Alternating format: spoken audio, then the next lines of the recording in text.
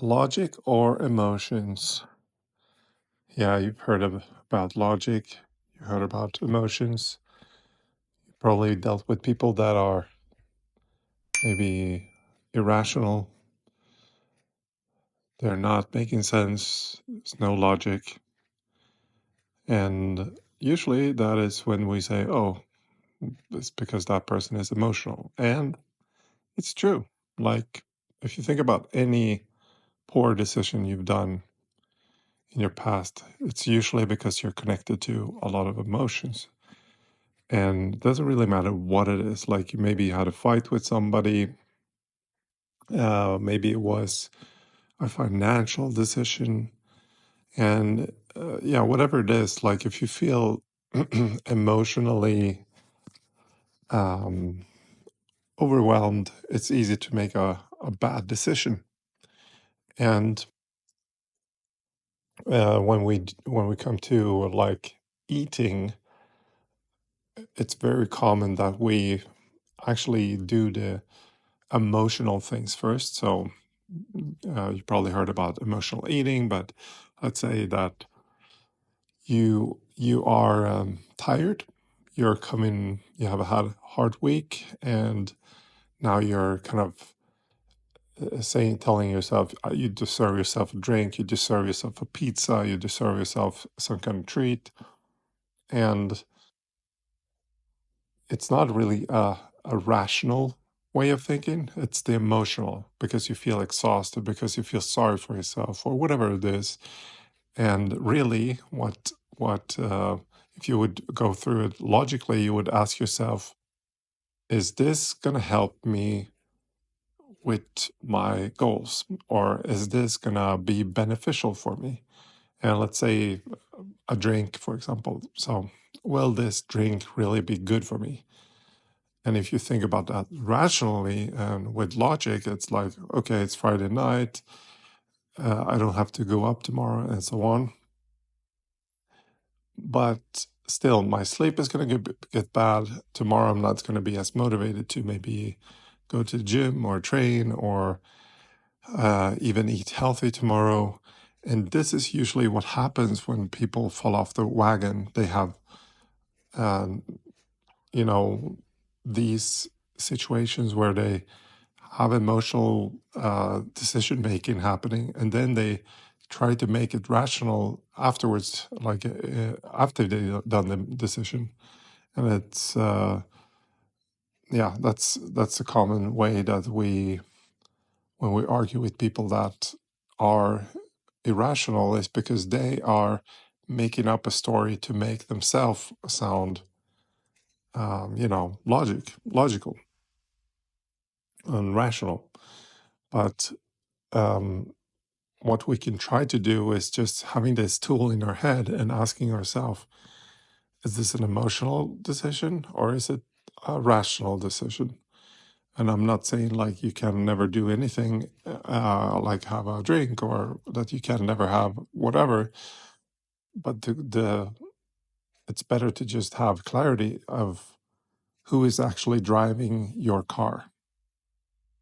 And why do I want to address this is because this doesn't only affect obviously your eating habits, but all kind of situations at work or so, is you're going to be in these emotional states. And I think a good rule is to never argue if you're angry, for example. You're most likely going to end up by losing that battle, in that sense that you might just be angry, upset, and you, let's say, win by really putting someone down, and you are, screaming, shouting, you're calling this person names, so they really lose and go away, whatever. So yeah, you've won at the second, but you probably lost a relationship forever. And this is what I mean, is that if you do these emotional reactional behaviors, then most likely you're just gonna, in the long run, always have to try to fix these, and you're gonna regret those and so on. And I mean, from if you look at just how the brain works, it makes all sense because all that rational thinking is usually in the frontal lobe, in the front side of the head.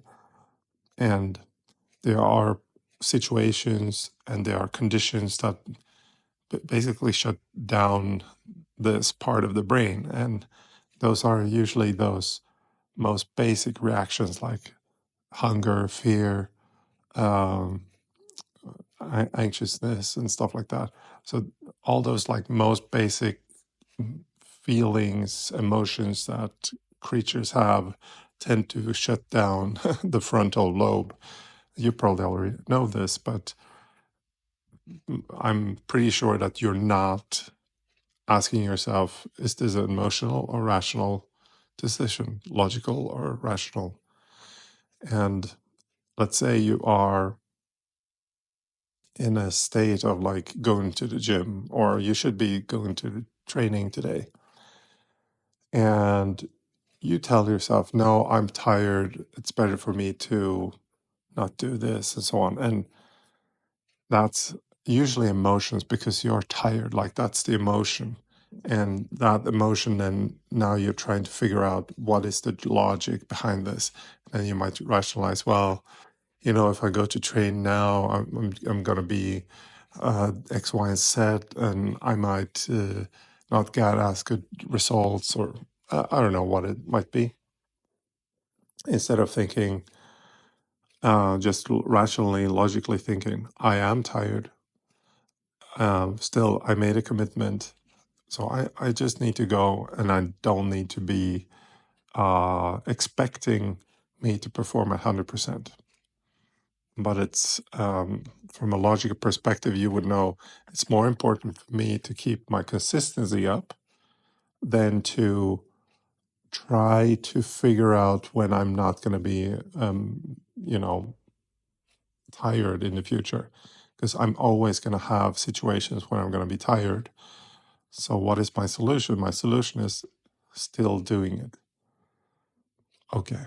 I hope that helps you and makes you do things even though you tell yourself this is not the right time. All right. I hope you have a nice Christmas feeling going on now. Um, and if you're listening to this like months from now or years from now, then whatever feeling you have, great that you have them. And it's nice to have feelings. And if you want to just have more retrospective happiness, you also want to bring logic into it. Okay, until next time, bye.